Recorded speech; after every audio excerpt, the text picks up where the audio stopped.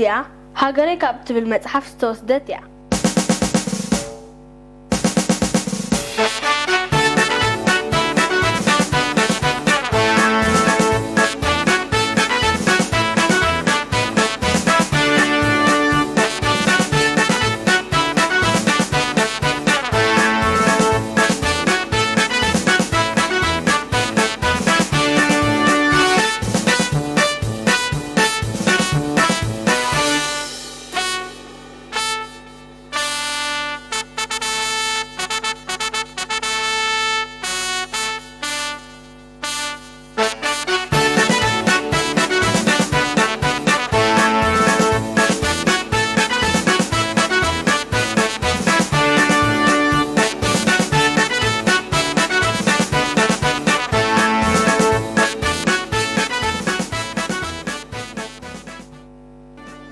ጽንዓት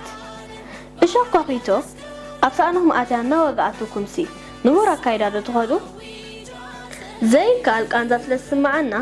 ክንከደሉ ሲትረፍ ክንረግፀሉ እኳ ስለዘይንኽእል ተደቢና ክነውፀ ንግደድ ዶ ኢልኩም ኣይግበረልኩም ዳ እምበር በላሕና ዓንቂፋትኩም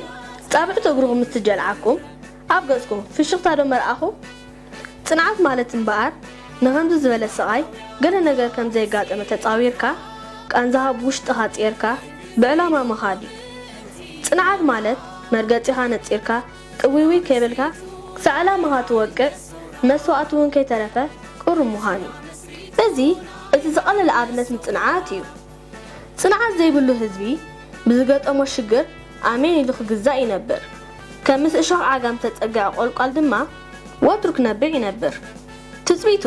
ካብ ልመናን ምሕረትን ገዛእቱ ስለዝኸውን ድማ ትሒቱ ይነብር ከምቲ ንመቐረት ጥዕና ካብቲ ብሕማም ዝሳቐ ኣብ ሊጡ ዝፈልጦ ዘየለ መቐረት ናጽነት እውን ካብቲ መሪር መግዛእቲ ዝፈተነ ህዝቢ ኤርትራ ኣብ ሊጡ ዝፈልጦ የለን ምክንያቱ ተገሪፍሉ ደሚሉን ተሰዊኢሉን ስለዝኾነ እዚ ዝያዳ ዘስተማቕሮ ንሱ እዩ ከምቲ ኣብ 1950ታት ህዝቢ ኤርትራ ብገዛ ልሳኑ ሃገሩ ምስ ኢትዮጵያ ንኽትሓብር ፍቓደኛ ክኸውን ዝሓባበልዎ ግን ከዓ ዘይሰለጦም ኣብ ብረታዊ ቃልሲ እውን ክሳብ ውሽጦም ኣትዮም ዓበይቲ ስርሒታት ፈጺሞም ክወፁ ከለዉ ናይ ህዝቦም ደገፍ ኣለዎም ብዝብል ርድኢት ህዝቢ ነቶም ኣብ ውሽጡ ዝሓቆፎም ጀጋኑ ደቁ ኣሕሊፉ ንጸላእ ንኽህብ ይጉስጎስን ይግደድን ነይሩ እዩ በዚ ድማ ብዝተፈላለዩ ዓስልታት ከደናግርዎ ይፍትኑ ነይሮም እዮም ሓንሳብ ዘመናውያን ህያባት እናርኣዩ ዝበልናኩም ተገይርኩም ክንዲ ሽልማት ተዋህቡ ይብልዎም ነበሩ ብዛዕባ ደቁኹም ምስጢር እንተሂብኩምና ህይወትኩም ከተመሓይሽሉ ዘኽእለኩም ኩምራ ገንዘብ ትወሃቡ እናበሉ ብሓይልን ፍቶትን ከስድዕዎም ይፍትኑን ነይሮም እዮም ህዝቢ ነቲ ከም ዓረስ ዝተረረ መርገፂኡ ከይተዓፀፈን ብግዝያዊ ጥቕሚ ከይተታለለን ንደቁ ኣሕሊፉ ክህብ ፍቓደኛ ይነበረን እዚ ምዃኑስ ኣበዮም ድማ ብሓይሊ ይጥቀሙ ነበሩ ህዝቢ ኤርትራ ዘሕለፎ ሽግር ተነጊሩ ዘይውዳእ ዘስካሕክሕ ባርባራዊ ግፍዒ ነይሩ እምብና ሃገረይ ስለዝበለ ጥራይ ካብ ማሕረሱን ስድረኡን ተወሲዱ ዝተቐትለ ዓኻይ ዕለታዊ ስርሑ ካብ ዝሰላስለሉ ትካል ተወሲዱ መእተዊ ዘይተፈልጠ ሰራሕተኛ ካብ ማኣዲ ፍልጠት ተጨዊ ዝሓቐቐ ተመሃራይ ካብ ደቃ ተመንጢላት ዝተረሸነት ወላዲት ብሰንሰለት ታንኪ ብኣልማማ ዝተረግጡ ዜጋታት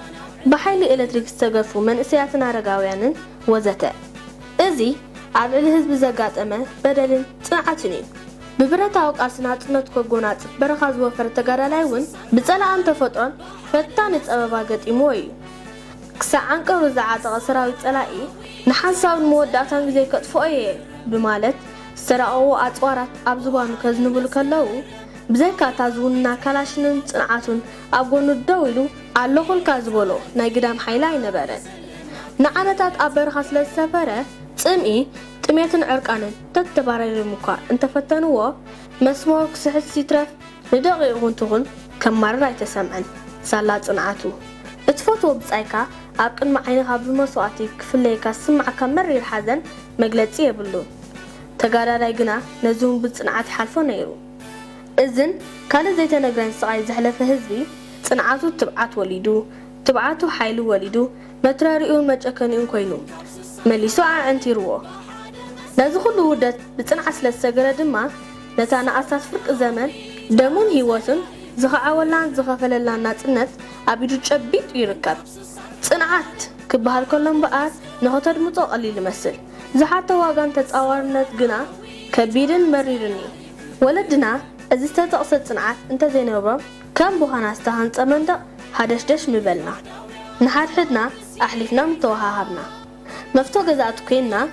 ጉልበትናን ዓቕምናን እናገበርና ተረጊጥና ምነበርና ዕጫና እዚ ናስተማቕሮ ዘለና ንፋስ ናፅነት ዘይኮነስ ውርደትን ሓሳረ መከራን ምኾነ ሳላ ዘይክማህ ፅንዓቶም ግና እዚ ኩሉ ስቓይ ኣብ ዝባኖም ፅሂዩ እንሆ ደረትና ነፊሕና ንምሃርን ታሪኾም ንዝክርን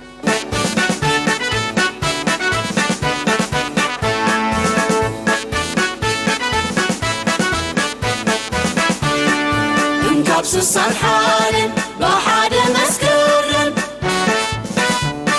ሰውራና ዊጃ ፀላኢ ፍህረን እንካብ ስሳን ሓርን ብሓደ መስከርን ሰውራና ዊጃ ፀላኢ ፍህረን